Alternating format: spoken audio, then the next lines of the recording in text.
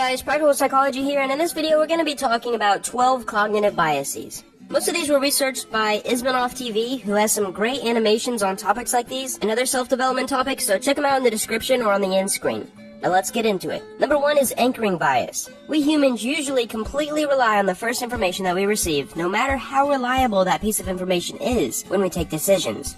The very first information has tremendous effect on our brain. For instance, I want to sell you a car, and you are interested to buy it. Let's say you ask me what the price is, and I tell you $30,000. Now, if you come back a week later and I say I'll sell it to you for $20,000, this seems like a new, very cheap price to you, right? Because your judgment is based on the initial information you got, which was $30,000. You feel like you're getting a great deal, but let's say the first time that you ask me and I say $10,000, and then you come back the next week and I tell you I'm going to sell it to you for $20,000. Now it doesn't look like a very good deal because of the anchoring bias.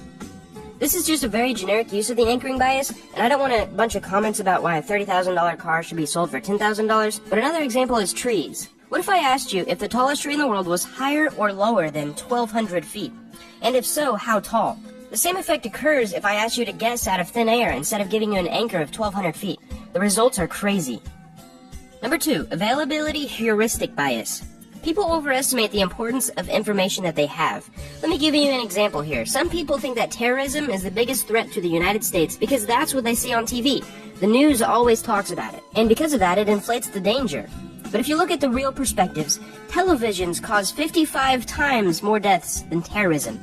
Yes, TVs literally fall on people and kill them 55 more times than terrorism. You are more likely to be killed by a cow than a terrorist, according to the Consumer Product Safety Commission. It's more likely to die from a coconut falling on your head and killing you than a terrorist attack. Thank you, Gary Vaynerchuk, for that one.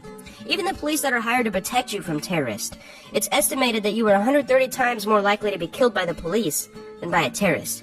That's because people do not make their decision based on facts and statistics, but usually they make it on news and stories and stuff they hear from other people.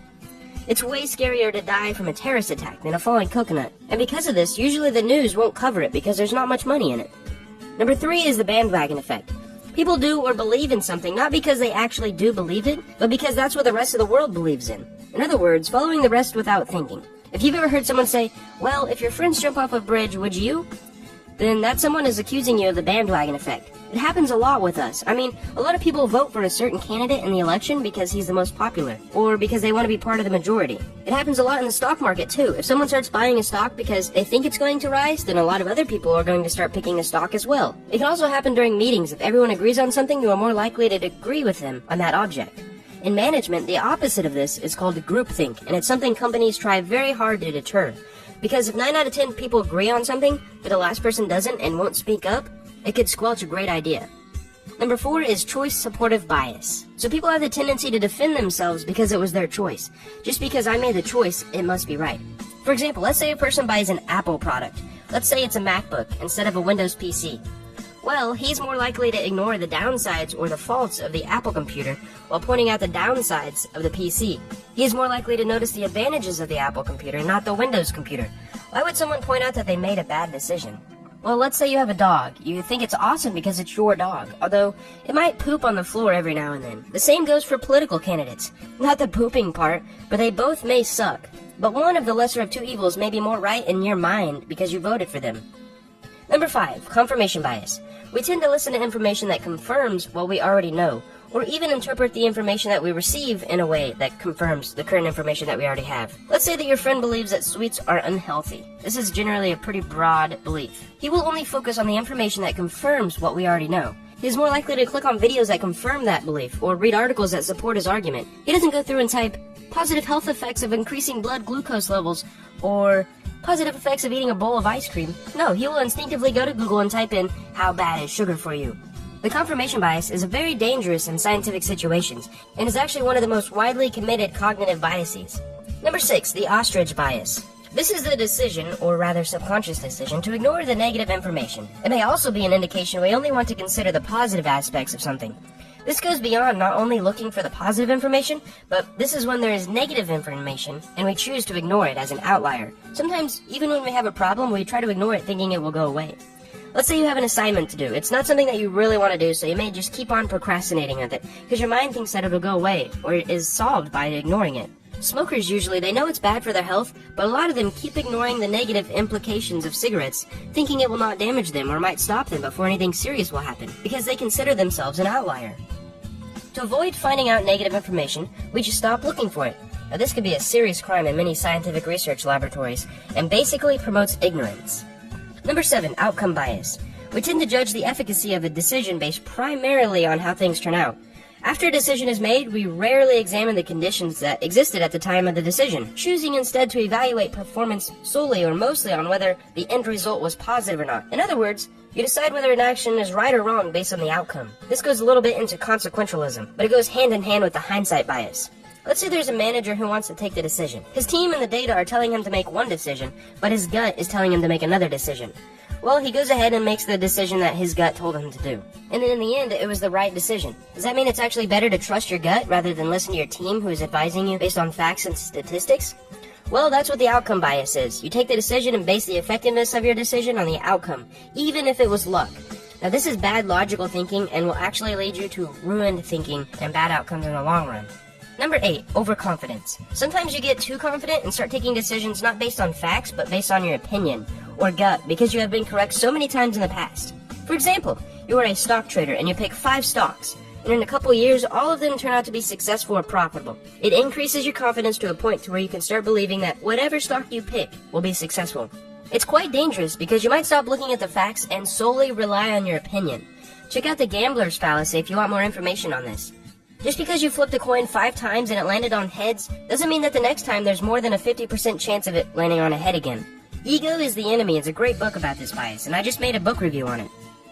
Number 9, placebo bias. When you believe something will have a certain effect on you, then it will actually cause that effect. For instance, you are sick and the doctor gives you a certain medicine. Even if that medicine does not actually help you, even if it's just made of sugar, you believe that it will help you, and it actually causes you to recover quicker. This might not sound very logical, but dozens of experiments have proven this. That's why, if you realize positive people usually have positive life, and vice versa. The way you think is super important, and we've hit on this in previous videos. For the same reason, a lot of personal development books say that if you really believe something, you will eventually achieve it, or at least find a way to achieve it. Because the placebo effect will give you the motivation that you need. The mind truly is a powerful thing. And this actually isn't always bad thinking. In fact, you can use the placebo effect in our advantage if we use it wisely. There's actually a reverse of this, and it's called the nocebo, and this is when it is negative. Number 10, survivorship bias. This bias is when you are judging something based on the surviving information. Let me give you an example here. There are a lot of articles titled like, 5 things millionaires do every morning. Does that mean doing those things every morning will make you a millionaire? No, there are tons of people who did them and didn't become a millionaire, but there are also tons of people who did them and did become a millionaire. So these articles are primarily based on the ones who survived and reject all other people who did the same thing but did not become millionaires. Another example is to say that buildings in an ancient city were built using extreme engineering because they lasted so long. This is a bad conclusion because you aren't considering what ratio of buildings were built to how many that lasted. You're only seeing the ones that lasted thousands of years of weathering, when the other 90% have already washed away. It's hard to know what you don't know. Number 11, selective perception. I like this one. Selective perception is a form of bias that causes people to perceive messages and actions according to their frame of reference. Using selective perception, people tend to overlook and forget that contradicts their beliefs or expectations. Let's say, for example, you're a smoker and you're a big fan of soccer. You are more likely to ignore all the negative advertisements about cigarettes because since you are already smoking, you have this perception that it's okay to smoke. But if there's an advertisement about soccer, you are more likely to notice it because you have a very positive perception about it. This is actually something really interesting and has to do with how you perceive the world due to your subconscious mind and what it filters out. The last one is called the blind spot bias. If I asked you how biased you are, you would probably say that you are less biased than the average person, and you are more likely to base your judgment on facts and statistics, and that's what's known as the blind spot bias, or the bias bias. You are biased because you think that you are less biased than everyone else. For example, I gifted something to my teacher, and the next week she gave me a good grade on a test. If you ask her whether she was biased when she gave me that grade, the answer will be that the gift never affected her decision when marking my paper. But if you ask her if other teachers are biased when students give them gifts, she will say yes, in most cases. And that's what the blind spot bias is. I really enjoyed creating this video, but most of the content was curated by my friend Ismanov. He's got a channel similar to mine, and I'd like you to check it out here or in the description. I hope you guys enjoyed this video and learned something. If you want more valuables like this, check out my channel and subscribe. Thanks for watching.